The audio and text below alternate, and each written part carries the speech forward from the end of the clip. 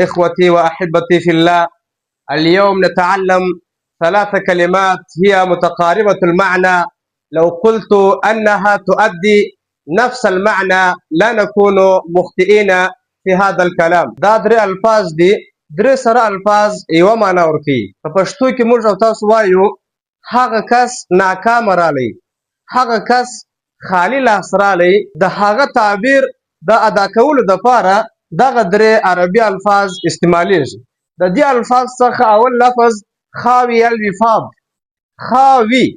خاوي چې هغه ویل کېږي خالي ته، لکه څنګه چې موږ په اردو په پښتو کې خالي استعمالو، دغسې خاوي هم معنا ورکوي د خالي. الوفاض ویل کېږي و هغه چمړې او و هغه جلد ته چې په هغه کې تیران لویږي.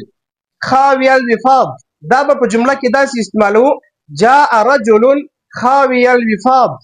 جاء رالی رجل سړی خاوي الوفاض، خاوي خالي، الوفاض د ده چې کومه ګنډه وه یا د ده چې کومه غوټه وه هغه خالي وه.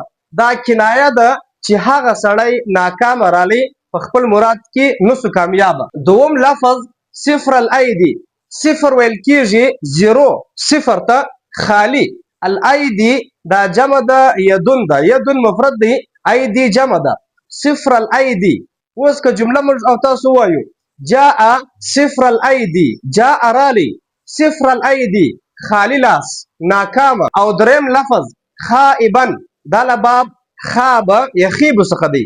خاب رجل ناکامه سو سړی، یخیب رجل سړی به ناکامه سي.